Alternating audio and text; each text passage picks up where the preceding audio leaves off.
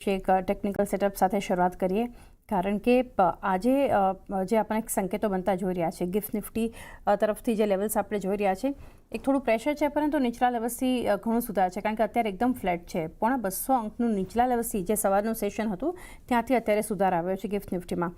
હવે જે ફ્રાઇડેનું ક્લોઝિંગ હતું 3 થી 3.5ની વચ્ચે આપણે MSCI ઇન્ડેક્સ પણ આપણે જોયું હતું કે એડજસ્ટમેન્ટ આપણને ત્યાં જોવા મળ્યું હતું. એટલે હવે આજે ફ્યુચર અને સ્પોટના લેવલ્સ કઈ રીતે આજે શરૂઆત બતાવે છે મહત્વનું રહેશે, પરંતુ અને એને કારણે એક FISની એક મોટી સેલિંગ પણ આપણે જોઈ રહ્યા છીએ. જે એક સિરીઝની શરૂઆત જે રીતે એક ઘણી રેન્જ બાઉન્ડ આપણને થતી જોઈ રહ્યા છે, રૂપેશજી હવે કઈ રીતે ઇન્ડેક્સને ધ્યાનમાં રાખવા જોઈએ, નિફ્ટી બેંક પર શું સ્ટ્રેટેજી હોવી જોઈએ? Good morning. નિફ્ટીની અગર વાત કરીએ તો લાસ્ટ વીક આપણે જોયું હતું એક ઇન્ટ્રાવીક બેસિસ 2490નો હાઈ રજીસ્ટર કર્યો અને ત્યારબાદ ફ્રાઇડેના એક સ્ટ્રોંગ સેલિંગ પ્રેશર આપણને જોવામાં મળ્યું છેલ્લા અડધા કલાકમાં, મોસ્ટલી ડ્યુ ટુ MSCI રીબેલેન્સિંગ અને એક વેધર ફોરકાસ્ટ આવ્યો હતો કે બિલો પાર મોન્સૂન છે.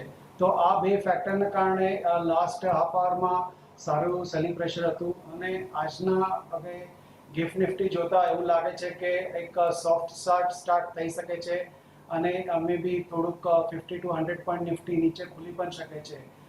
ઓવરઓલ ટેકનિકલી જોવામાં આવે તો એક લાસ્ટ વીકમાં એક લોઅર ટોપ બન્યો છે ઇન નિફ્ટી અરાઉન્ડ 24,090 અને નીચેમાં જોવામાં આવે તો લાસ્ટ 3 અઠવાડિયાથી આપણે જોઈ રહ્યા છીએ કે 23,150 એક સ્ટ્રોંગ સપોર્ટ તરીકે એક્ટ થઈ રહ્યો છે. તો નો ડાઉટ આપણે ફરીથી એકવાર રીટેસ્ટ પણ કરીએ તો ત્યાં એક સ્ટ્રોંગ સપોર્ટ ઝોન છે.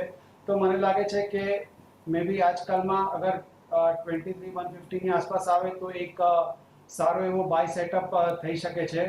અને ત્યારબાદ અગર નીચેમાં જોવામાં આવે તો એક બુલિશ ગેપ છે 8 એપ્રિલ 2026નો, જેને આપણે એક સીઝફાયર ગેપ તરીકે કહીએ છીએ. એ ગેપ ઝોન હજુ અનફિલ્ડ છે. એના લેવલ્સ 23,140 અને 23,250 છે. તો આ એક સ્ટ્રોંગ સપોર્ટ ઝોન છે. તો મારો ઓવરઓલ વ્યૂ એ છે કે થોડું બહુ પેનિક થઈ શકે છે આજના સેશનમાં ઇનિશિયલ 1 આવરમાં, બટ માર્કેટ સ્ટેબલાઇઝ થઈ જશે અને એક સ્ટ્રોંગ સપોર્ટ છે અરાઉન્ડ 23,140 23,250 ઝોન. મને લાગે છે આ વીક માટે એ સપોર્ટ ઝોન હોલ્ડ કરશે અને આપણે એક સારું બાઉન્સ બેક જોઈ શકે છે.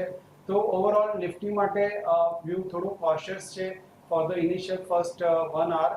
અને ત્યારબાદ આપણે બેંક નિફ્ટીની વાત કરીએ તો બેંક નિફ્ટીમાં પણ સિમિલર પેટર્ન હતી. લાસ્ટ વીકમાં એક ડેલી ચાર્ટ પર લોઅર ટોપ બનાવ્યો અરાઉન્ડ 55,500 અને એક મંડેનો ગેપ પણ ક્લોઝ કર્યો.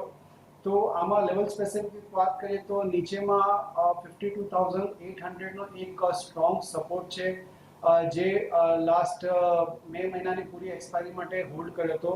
તો નો ડાઉટ થોડું ઇનિશિયલ વીકનેસ દેખાઈ શકે છે કેમ કે bank Nifty trading below its 50 DMA and 20 DMA. Overall bank Nifty માટે મારું ન્યુટ્રલ વ્યૂ છે. જો આપણને 53,052-800ની આસપાસ મળે તો એકવાર ત્રીજીની પોઝિશન્સ લઈ શકાય છે. એક વ્યૂ ઓવરઓલ નિફ્ટી બેંક પર બનતો જોઈ રહ્યા છે. તો પણ ગુડ મોર્નિંગ અને એક ફંડામેન્ટલ વ્યૂ માર્કેટ માટે હાલ લઈએ કારણ કે Q4 અર્નિંગ્સ હવે ઓફિશિયલી આપણે પૂરી થતા જોઈ રહ્યા છે. આજે અમુક કંપનીઓ જે છે એના નંબર્સનું રિએક્શન આવશે, આપણે ચર્ચા કરીએ. પરંતુ અત્યારે માર્કેટ માટે ગ્લોબલ ફ્રન્ટ પર જોઈએ તો એ જ સતત આપણને એક અનિશ્ચિતતા હજી US ઈરાનના ફ્રન્ટ પર આપણને તણાવ સતત જોઈ રહ્યા છે.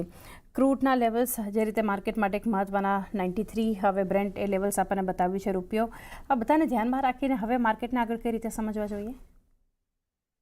ઓવરઓલ તમે હમણાં સિચ્યુએશન જોવો તો હમણાં જે વીકેન્ડમાં એવું હતું કે કદાચ ટ્રમ્પ એગ્રી થઈ જશે રિઝોલ્યુશન માટે, પણ એમને એ એગ્રી થયા નહીં અને ઉપરથી ઈરાનના પ્રેસિડેન્ટે કહે છે રાજીનામું આપી રહ્યા છે. હવે એક્સેપ્ટ થાય કે નહીં એ પછીની વાત છે, પણ ઓવરઓલ ત્યાં સિચ્યુએશન હજી એટલી સારી નથી થઈ રહી.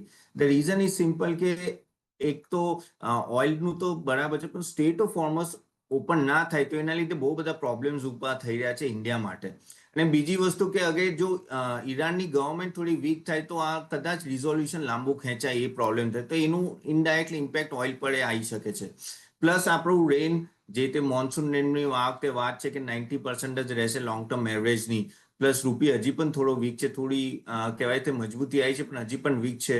પ્લસ આ ક્વાર્ટરલી અર્નિંગ્સ થોડા રિઝલ્ટ સારા નહીં આવે કેમ કે આ આખું quarter comparative oil price on a higher side રહ્યો. તો આ બધા જોઈને એવું લાગે છે કે વીકનેસ 24,000 જેવું આવે છે, વીકનેસ આપણે માર્કેટમાં જોઈ રહ્યા છે. અને એફઆઈનું તો સચ સેલિંગ છે જ.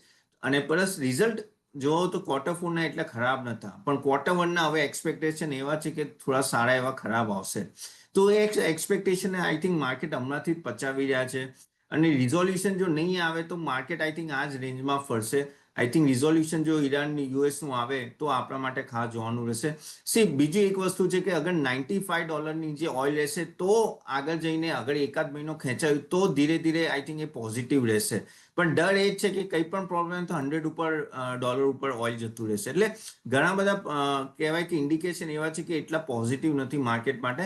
સો મારા હિસાબથી આઈ થિંક 23,000 to 24,000 રેન્જમાં રહેશે. અનલેસ કોઈ મોટું ટ્રિગર આવે તો બે સાઈડ જઈ શકે છે. એક વ્યૂ ખાસ કરીને હાલ આપણે બજાર પર બનતો જોઈ રહ્યા છીએ.